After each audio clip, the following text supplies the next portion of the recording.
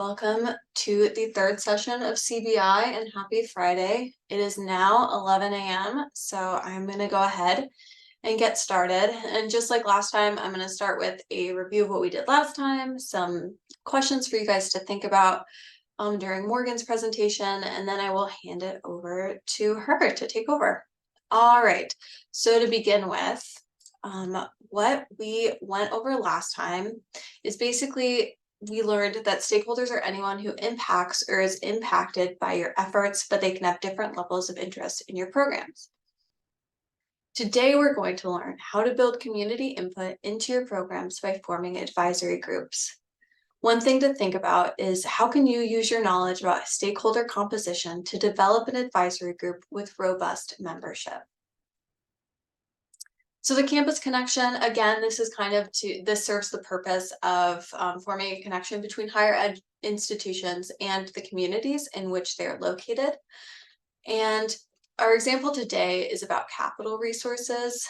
And it says, in the mid-1990s, Ohio State University convened campus and community stakeholders to create a task force to plan for the redevelopment of unsafe neighborhoods in the university district. This led to the creation of the nonprofit Campus Partners, which continues to work toward community improvements to the present day. Besides their initial convening activities, the university also made $24.6 million available to Campus Partners from its endowment. The takeaway here is that higher education institutions may have fiscal resources that could support community organizations. A couple of things to think about would be that capital resources do not have to be money. They could include in-kind support, such as permitting your organization to use an event space on campus at no cost. $24.6 million is a lot of money, but small amounts help too. If you're seeking sponsorships, contact local colleges to see if they can contribute. The Office of the President is a good place to start. You can also identify departments that may be interested in your mission. Okay, I'm going to go ahead and stop sharing my screen. Morgan, are you able to share yours?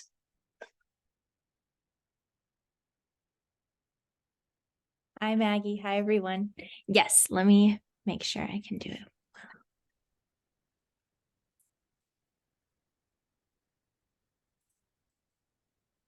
You can see that? Yes, perfect. Okay, hold on. I have to move this bar so I can make it bigger.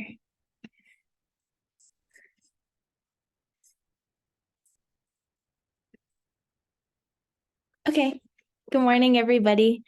Maggie, thank you for having me. My name is Morgan Maccione. I work at the historic Clark Chateau in Butte, Montana. And today I'm presenting on stakeholder involvement. I just introduced myself, but I work at the Clark Chateau. It's uptown in Butte. I've been working there for just over a year now. And the mission of I'll get more into this later, but the Clark Chateau is a historic house museum, and its mission is to work with a nonprofit called the Root and the Bloom Collective to provide programming to people of all ages in Butte, mostly related to arts and humanities. And most of it is free or low cost programming for people. I was in AmeriCorps in 2021, and I moved to Butte after graduating college. I have a degree in anthropology and environmental science from Connecticut College, and I was in the Montana Conservation Corps, working for the Bureau of Land Management in Butte as a part of their individual placement program. So I have a little bit of AmeriCorps experience, and I know many of you in the CBI also do. I'm really passionate about community engagement, and I'm happy to be working at the Clark Chateau, where I feel like I get to work with a lot of people in the community and hopefully try and address their needs, which is something we're going to get into today. Also, if you have questions, I don't know how, Maggie, how you want to do this, but if people want to just ask questions as they go along, I'm fine with that. Okay, today we're going to talk about what advisory groups are, why they matter. We'll do a breakout group with everyone, and then talk about acting as a facilitator for advisory groups, and then we'll wrap up and ask final questions. Okay, introducing advisory groups, giving stakeholders a voice. And I believe last week in the CBI, you talked about identifying stakeholders. So hopefully I can build on that well. The purpose of an advisory group is laid out here. Mainly it's to offer advice to an organization which helps it grow and to achieve its goals. Many advisory groups are comprised of volunteers. Corporations also have advisory groups, and some of those positions are like real paid job positions. But I think a lot of the advisory groups that we all work with are volunteer run groups, which is amazing, and it can also have some issues that come up with that, which we will get into. What is an advisory group that you are a part of or that you work with? You can share out loud, or you can share in the chat messenger.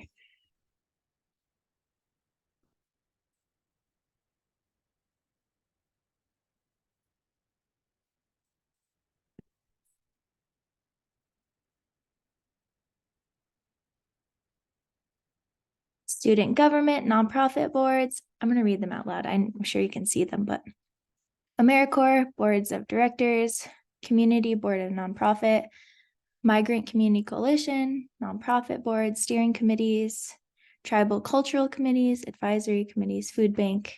There's such a variety here. Behavioral health, AmeriCorps, student disability, advisory boards, student success team, tribal housing authority, county entities. This is great because it lays out a large variety of types of advisory groups, which we're going to get into in the next slide. So some of you mentioned these. So there's boards of directors, coordinating committees, task forces, and advisory councils, and they all have a similar purpose in trying to advise an organization, but they can be for a variety of lengths of time. So boards of directors and coordinating committees tend to be longer term or permanent groups of people who are advising or trying to accomplish a goal, whereas a task force is more of a short-term issue-focused group. And an advisory council, I think, can be for any length of time, but it's providing feedback, and it's sometimes a bit less intensive, I would say.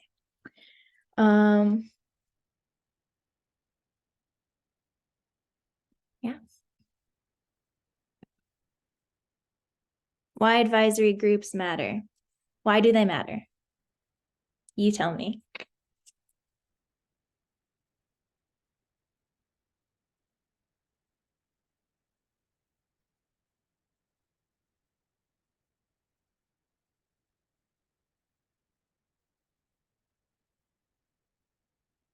Prevent sabotage. Yeah, to coordinate as a group and make sure that everyone's being represented, having community input, hearing from people in the community, connecting with people in the community, getting a variety of different voices to be heard,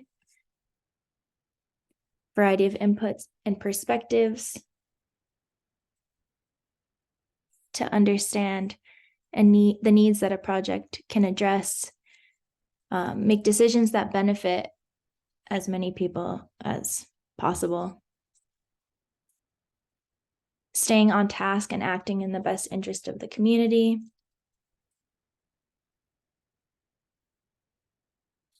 provide insights into a situation if you're new in the community, help with the implementation of community development, engaging with the community, hearing more perspectives, and keeping accountability. these are all great. I think mainly we're trying to address not necessarily an issue, but sometimes addressing an issue, sometimes trying to accomplish a given goal. And I think having a group of people is important. Like you all said, to hold each other accountable. It's always easier to address something or accomplish something when you have a lot of people. And having a diverse group of people just makes it even better and helps to get a lot of different backgrounds and inputs, and hopefully to have a more well-rounded group whenever for whatever you're addressing.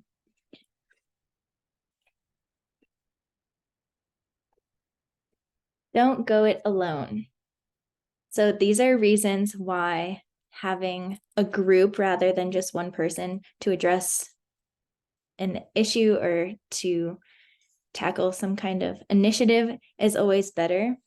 Like I was saying before, there is power in numbers. So we know that having more people helps us accomplish something.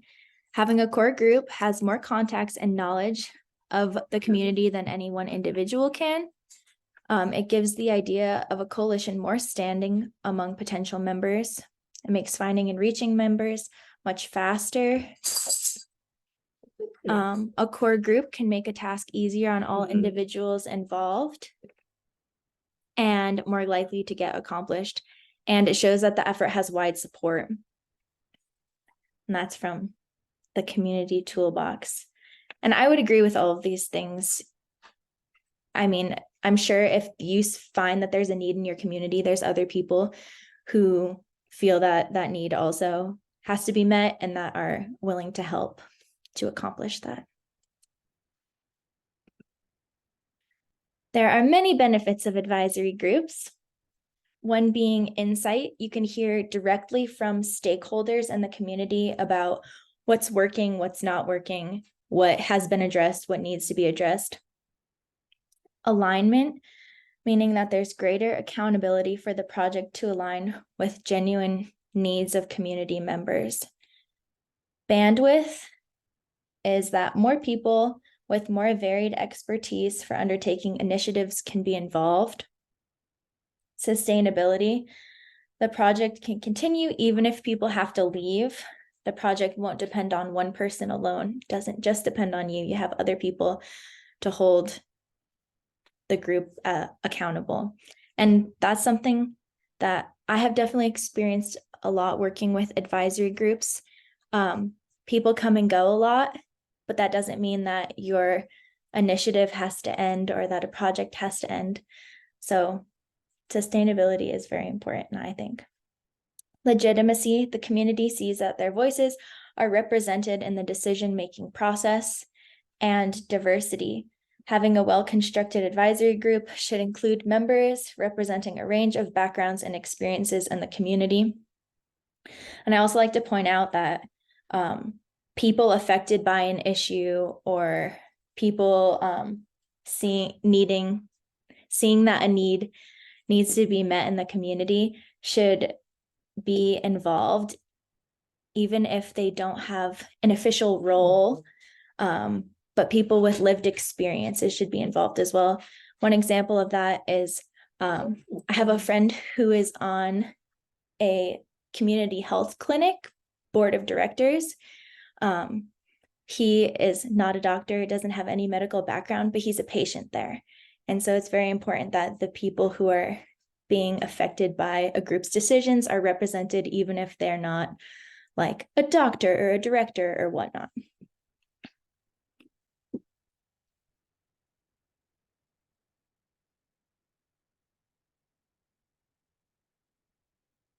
Okay, we're gonna do a small group breakout. And hold on, I have to go to the next one. We will discuss what challenges do you or your organization face in building and maintaining advisory groups? What challenges could you foresee in forming an advisory group? Morgan and I can assign these groups if that works. Yeah, that sounds good.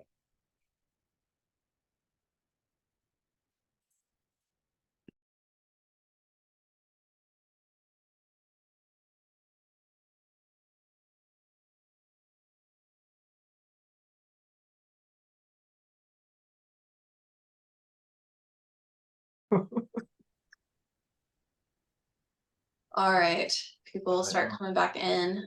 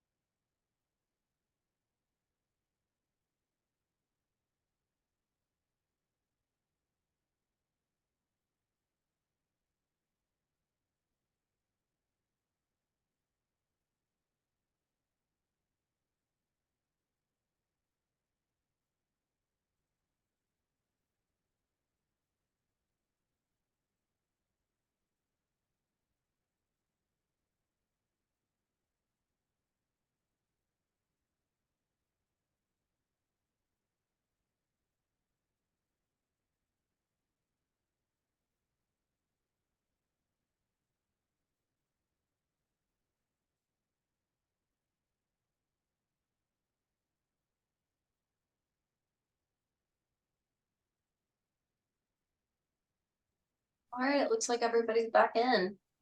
All right. Does anyone want to share some things that you talked about, some challenges that you may face in maintaining it or forming an advisory group?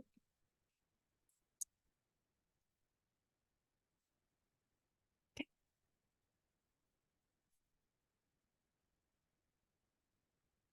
Oh, this is good. Apathy, culture clashes, and territorialism from small town culture values, general conservatism, finding willing participants, robust members, keeping engagement and interest levels high, general demographic spread, severely limited levels of diversity and narrow bandwidth, talents, resource generation, high levels of local needs, and fierce competition to limited opportunities can connect with local donors. Incentives and engagement, small candidate pools, visibility and messaging, and incentives for participation, finding an incentive to keep people engaged. There are too many committees on campus and no one wants to join another group. So people are overcommitting to things, keeping the board accountable, keeping them engaged. It's not just a name on the board. Participation is important. I would agree with all these things, especially when it comes to volunteer groups. People aren't, they don't feel financially accountable. You know, they're not making a living off of being a part of an advisory group for the most part. And on top of being an advisory group, people have jobs and families and other responsibilities. And so sometimes participation, engagement, attendance, those can all be challenges, both in maintaining a group and in forming one. I know from experience in working with the nonprofit board that I work with, scheduling is always an issue. We have people who are young and working 40, 50 hours a week. We have people who are retired and have been for a long time and have freer schedules, or people who travel a lot, or people who take care of family members. So all of those things can lead to troubles with attendance or scheduling. There's a couple more things here. Lack of tools to measure effectiveness of conversations or complaints, not enough actions to address issues, low priority to people, and it becomes a hassle. I'd agree with all those things. I think when you are forming an advisory group or when you are adding people to an advisory group, we'll get into this, but I think it's important that you lay out what the time commitment and expectations are before a person even agrees to join on, so they have enough knowledge to make a decision whether or not they can be an effective member of this board or not. Is there anything else anyone wanted to share before I move on?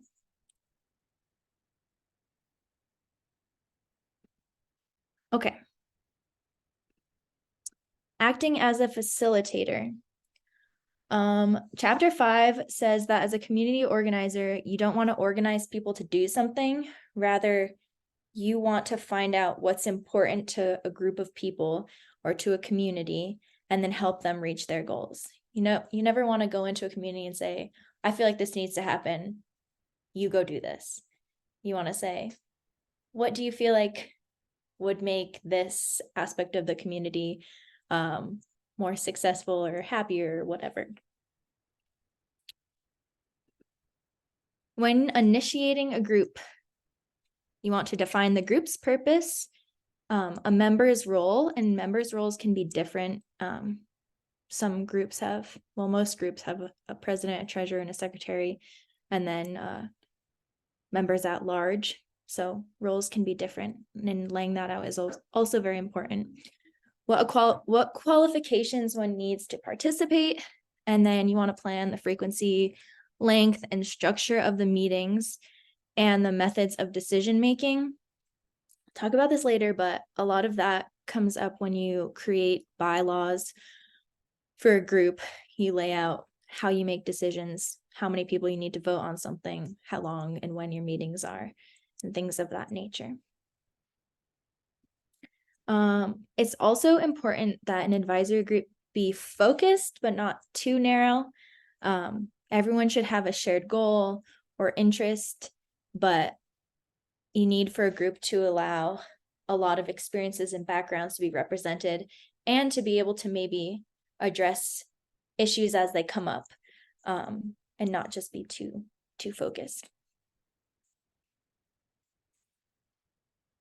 When you are forming a group, you want to identify candidates who are primary stakeholders, staff from project partners, nonprofit leaders, business owners, college faculty, et cetera, And then to secure participants, you want to offer a clear proposal, schedule calls and sit down meetings, listen to the concerns of the potential candidates, and provide an orientation.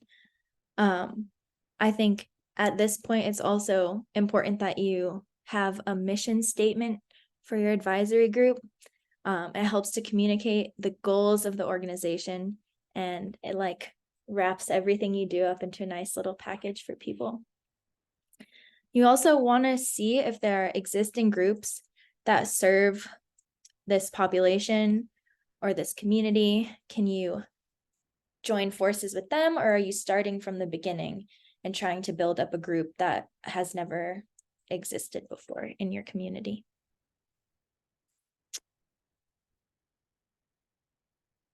I need to flip the page.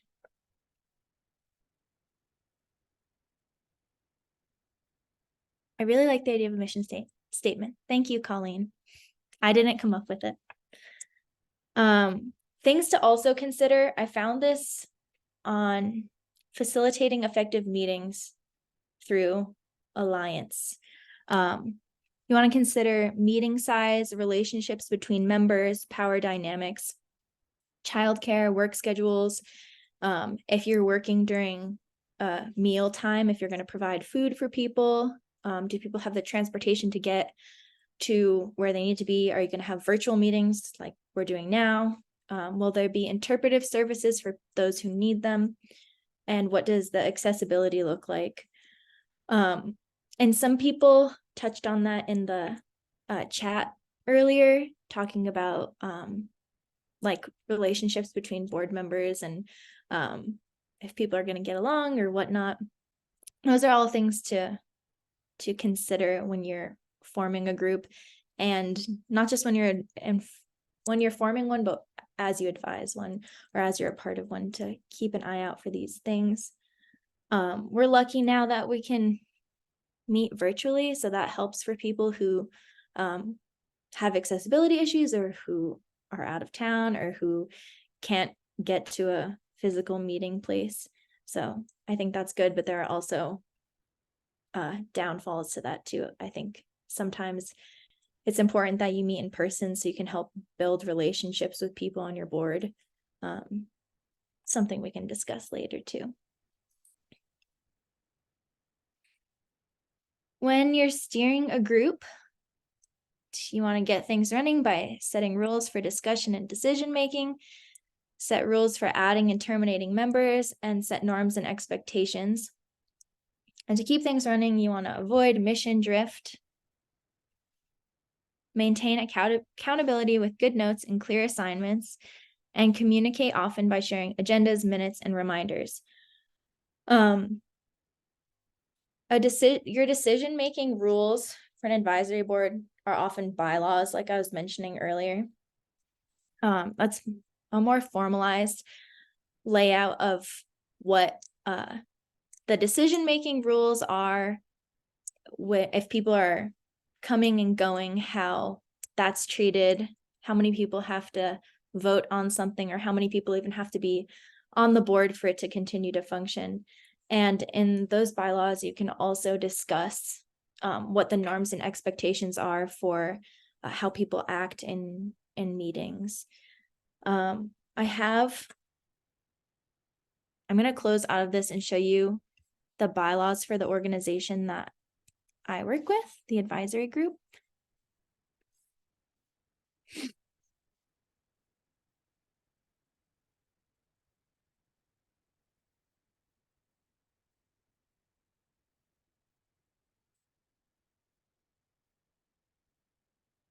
Okay. One sec. I'm working with a small screen, so bear with me. Okay, so I work at the Clark Chateau, which is a museum and community center, and I work with the Root and the Bloom Collective. So this is the bylaws for the Root and the Bloom Collective. It's kind of general. It lays out what's the name of your organization, what is the purpose of your organization. It says it has no members, but then it talks about the board of directors. Where are you based out of? Where is your mail go to and from? How many board of directors members do you have? Where they reside? So we have a stipulation in the bylaws that at least 2 board directors, members of the board of directors, have to be residents of Butte-Silver Bow County.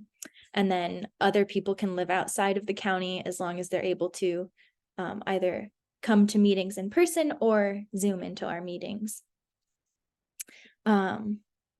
It lays out what a quorum is, so how many people you need to vote on something in order for it to get passed.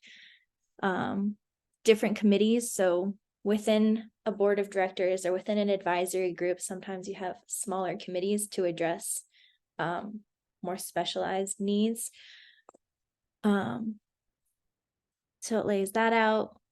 Who are the officers? What are their roles? Treasurer, secretary, president, and staff members. Our only real staff member is our Mayor Corvista Leave, who's with us in this meeting right now. It talks about what the fiscal year is, what finances look like, and who oversees them. When you make amendments, how many people need to vote on that? These kinds of things, just to give you an idea of what that looks like if you haven't seen it before.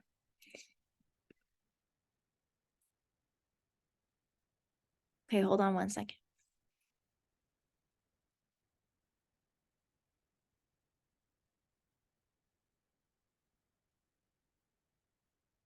Okay.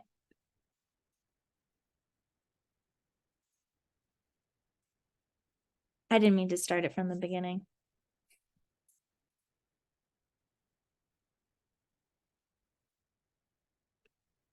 Okay. Maintaining a group. The 5 R's. Recognition. People want to be recognized for their contributions to an organization or an advisory group. Respect. You want to respect everybody's values, cultures, ideas, and time. And consider that when you're organizing your group. Role. People want clearly identified roles in the coalition that make them feel valued and where they feel that they can contribute. Relationships. People want the opportunity to establish and build networks professionally and personally for greater influence and to have support from people And then results. People respond to visible results that are clearly linked to outcomes important to them, and that they can clearly link their participation in the coalition. So not only do you want people to be involved in things and help you, but you want to show them like this is what all of your hard work is going towards. And sometimes an advisory group isn't necessarily there to see all of the outcomes of the things that they help to advise. So I think a lot of you work as like the intermediary between an organization and an advisory group, or an institution and an advisory group. And so it's important that you're communicating what that's looking like to the advisory group so that they know that what they're doing is important, or maybe if they're not doing a good job, you can communicate where the pitfalls are. Like lack of leadership, meaning that no one is facilitating a conversation, setting up agendas, setting goals, or maintaining clear direction. I see there's a chat too. So. Oh, thank you.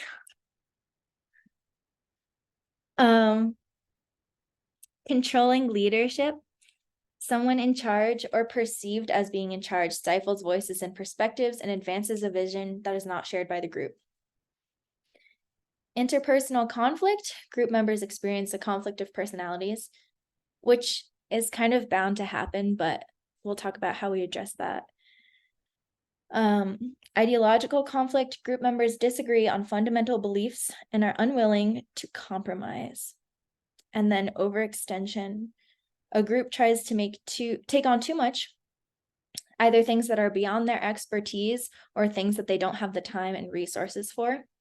I think we do that as individuals too. And sometimes you'll experience an individual in an advisory group who's overextending themselves personally and can't necessarily be as effective as an advisory group member as they could be if they weren't so overextended.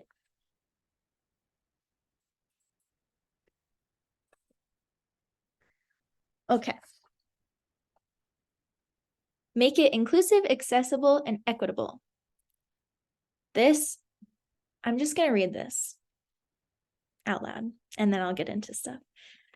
A constant question that leaders and members of any group have is what to do about racist, sexist, or homophobic remarks, especially in a homogeneous group where most or all of the members except the leader may agree with them. There is no clear-cut answer, although if they pass unchallenged, it may appear that you condone the attitude expressed. How you challenge prejudice is a real question. The ideal here is that other members of the group will do the challenging, and it may be worth waiting long enough before you jump in to see if that's going to happen. If it doesn't, you can essentially say, that's wrong and I won't allow that kind of talk here, which may well put an end to the remarks, but isn't likely to change anyone's mind. You can express your strong disagreement or discomfort with such remarks and leave it at that, or follow up with, let's talk about it after the group, which can generate real discussion about prejudice and stereotypes and actually change thinking over time.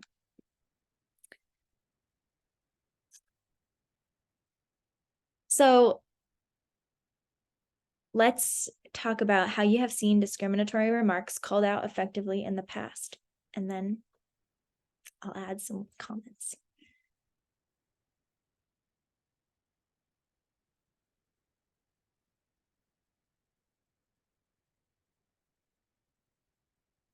I think too, like, let's talk about this after, or, that's inappropriate in this setting. It can be not only to sexist, racist, homophobic remarks, but it can also be good ways to address people who are derailing the mission of a group or derailing a conversation, to just say, let's not talk about that now. We can address it later. Or if it's something that's inappropriate or offensive, you can call it out and then follow up with, we can talk about it later. How do you feel? Have you called people out in the past? If so, how? Have you seen people be called out? What do you feel like is the best way to do it? And everyone may have different opinions on it, but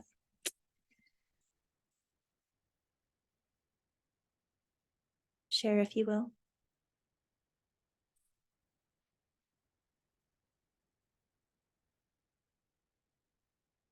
Someone has no instances of discriminatory comments. When conversations are derailed, I've heard people say, in the interest of time, let's get back to the main point of this discussion. I like that. It's very professional, but it's also saying, listen, we need to get back to what we were addressing. It depends on the environment and the situation.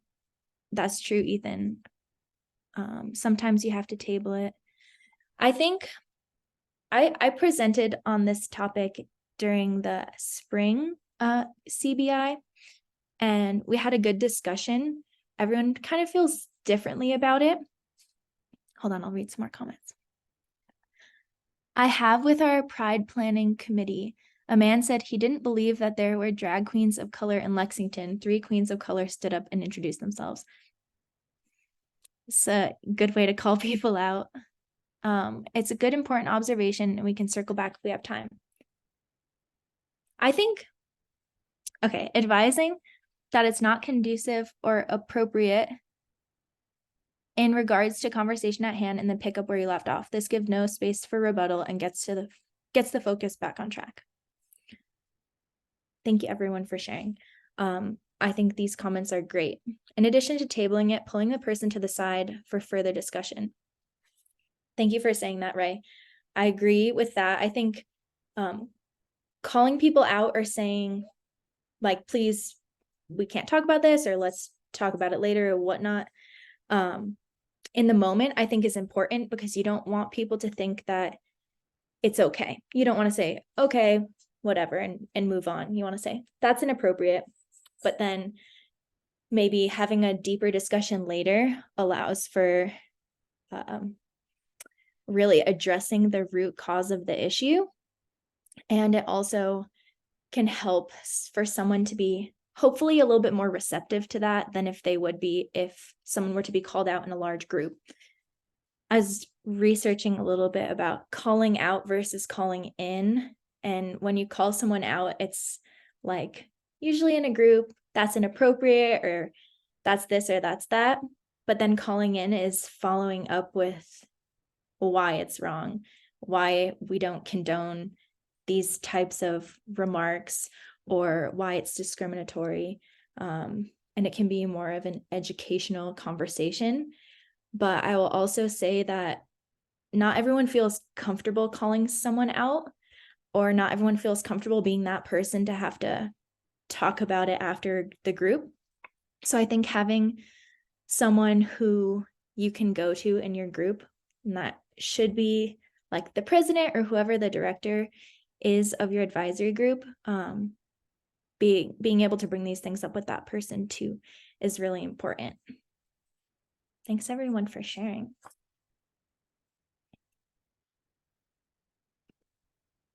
A real world example.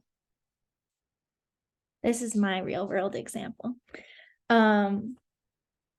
So I talked about this a few times, but hopefully this gives a little bit clearer information about what I do in the advisory groups that I work with. So I work at the Clark Chateau. That's this beautiful building here. It's a historic home turned museum and arts center. And it's run by Butte-Silver Bow County. So I work for the county. And Butte-Silver Bow oversees the physical building, but not any of the things that happen there. So one of the most important things that we do is we provide arts and humanities programming for the community of Butte, especially for children. And that is filling a gap that we saw in the education system. So arts and humanities are not as well funded in the public school district as other subjects. So not a lot of kids have the opportunity, especially in the older grades, for art or music or any humanities kind of programming. So we have kids' art classes, we have high school internship programs, high school art lessons. We're trying to fill that gap that we saw that needed a little extra attention in our community. We work with the Root in the Bloom Collective, which is a nonprofit that runs out of the Clark Chateau. And their main goal is to fund all of these community programs, not only for the youth, but also for adults. We have like writing workshops that we do. We have book talks, we have book club, we have ukulele club. We have a whole lot of stuff. On top of our functions as a museum. So we provide tours, building rentals, and we also help to host other community organizations and nonprofits events and programming. We provide a space for them as well. So fundraising is very important to us, and the Root in the Bloom,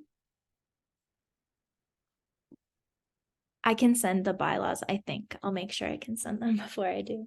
You can send them to me and I can send them out if that works. Okay, yeah, perfect. We can do that. So fundraising is a really important part of our mission so that we can provide this programming. Unfortunately, like art supplies and food and gas money for people to come to and from, it doesn't just come to you. So we're lucky to have an AmeriCorps Vista who works with us to do a lot of fundraising, as well as an advisory board. We call them board of directors. They're a permanent group of, right now we have 8 people who help us with our event planning and fundraising and execution and maintaining of our finances and whatnot. We have a president and a treasurer, and then 6 at-large board members. Myself and my direct coworker at the Chateau, and then our AmeriCorps Vista, we report to the board. The board they have other jobs and other commitments, so they're not at the Chateau all the time. So it's important that we can communicate to the board, this is what we have been doing, this is where the money's going, this is the money we brought in, or this is the money we're spending. And we have monthly meetings with the board of directors and the Chateau staff. And our board of directors consists of people in and around Butte and people who are involved in the arts community in some way. We have a variety of people represented. We have people who are retired educators. We have people who are artists in Butte and around the area. People who work at our local art gallery, people who work for the news, photographers, people who are impacted and passionate about art and community engagement. So we meet monthly. We have an agenda that we send out usually the week before we meet, if not a few days before, so that everyone can look at what we're going to be talking about. And I have an example of that too.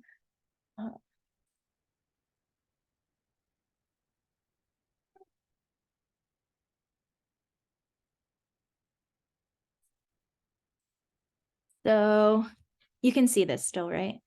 This agenda. Maggie, can you see it? Okay, great. So this is an example of an agenda from August from the Root in the Bloom Collective. We do a roll call. You approve the previous month's minutes. You provide a treasurer's report, which says where our finances are at, what we have spent money on, or if we've gotten a donation. And then we update on all of our business, all of our programs. My dog keeps crying. I'm really sorry. So this is the month that Leave started as our Vista. So we talked about what her role was going to look like. We reported on all of the events that we had upcoming or that we had just completed.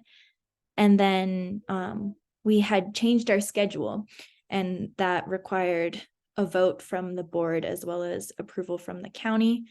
And then we talk about whatever grants we have currently. and then propose our next board meeting.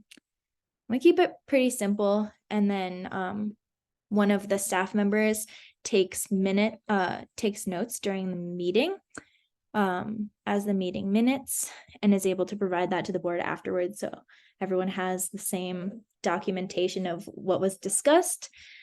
And then hold on one second.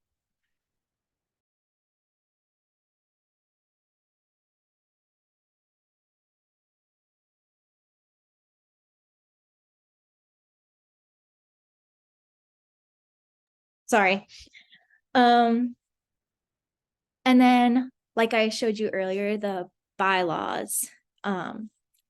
So when this advisory group was formed in 2015, I believe, they came up with bylaws.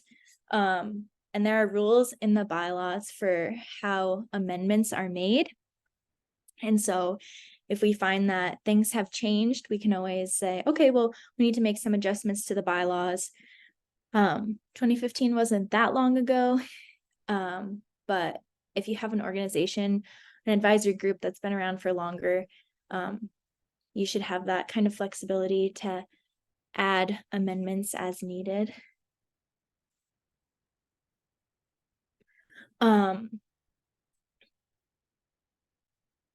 We also work with another advisory board. As part of the county, we are overseen by the Butte Silver Bow Public Archives. We're a historic institution, and so they kind of tucked us in with the archives. And there is an advisory group for the archives who we also report to when it comes to more of our exhibits and how many tours we've been pulling in, things to do with the building and our museum functions. So I work with a few different advisory boards who have different, they're all interested in arts and history and historic preservation, but are fulfilling different needs within this building that I work at. And I think as far as challenges go for the advisory group that I work with, the Root and the Bloom, I think it's been attendance and illness. People get sick and people have things come up. And so attendance can always be challenging. People work and people take care of family members. And so we used to meet in person, and lately we've been meeting on Zoom, and it allows for people who are, attending to other things to be able to still have a say and be able to participate. And we've had a lot better attendance on Zoom than we were having in person when we were meeting in the Chateau. So I think also when you feel like your advisory group is maybe not succeeding in a certain area, trying to readjust things to make it so that everyone feels like they can participate and that they can have a say is important. And I also have an example of an advisory council. So I write grants as a part of my job as the program director. And that can be either as the county for the physical building or as the nonprofit, the Root and the Bloom Collective. And I work with advisory councils, task forces, both of those when I'm writing a grant. So I wrote a grant last year, maybe earlier this year. I don't remember. It's all a blur, for a native plants garden. And I have some knowledge of the subject, but I asked for assistance from people from the county, like the arborist from the county. I asked for assistance from the director of the native plants program at Montana Tech. I talked with home gardeners, and I was able to form a little group who helped to advise me on what plants would be best to use in this garden that I was writing a grant for, and like to consider the sun and the watering situations. And that was a short-term group that I was able to pull together to help inform this project that I was working on. And then once it was completed, I still have them as friends, but like they don't remain as a permanent member of our board of directors. So that's a short-term example. Okay, our key takeaways today are that an advisory group is a coalition of stakeholders and community members. Advisory groups increase the legitimacy and bandwidth of any task goal. And then to create and facilitate a successful group, we need to create space for all participants. Thank you so much for having me. I really appreciate it. And please let me know if you have any questions. Thank you, Morgan. That was really great. I highly recommend if anyone finds themselves in Butte to see if the Chateau is doing any tours. It's a super gorgeous building. One of our own Vistas Leave is there right now, and we got to see it when we came to visit. So I would highly recommend it. So thank you, Morgan. That was so great. I really appreciated all the real world examples. And before we get off for today, I just want to let everybody know that we are officially halfway through CBI. So thank you so much for your participation so far. And we will be meeting again on Monday at 11 a.m. at the same Zoom link. So thank you for everybody for participating, and I'll open it up for questions if anybody has any questions for Morgan. Morgan, thank you for the meeting. Thank you.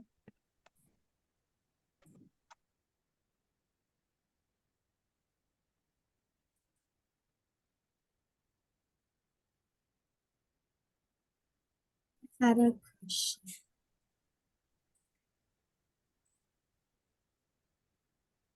Everybody hear me?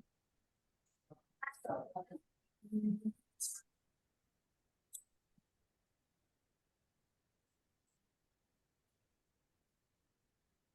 right, well, Morgan, thank you so much. This was awesome.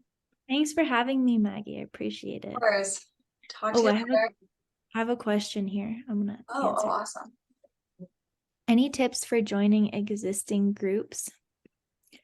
I don't have personal experience. Well, I guess I do. And in being like the liaison between the advisory group, the Root and the Bloom that I work with, and the people that we serve, I would say it's important to, I volunteered at the Clark Chateau and with the Root and the Bloom before I had a real role there. So I had a good idea of who was benefiting from these programs and who the people on the board of directors was. I think having that knowledge is really important when you're coming onto a group, because you can sense like, okay, well, a lot of the students who are coming here are low income families. And so then we have a program. I didn't start this program.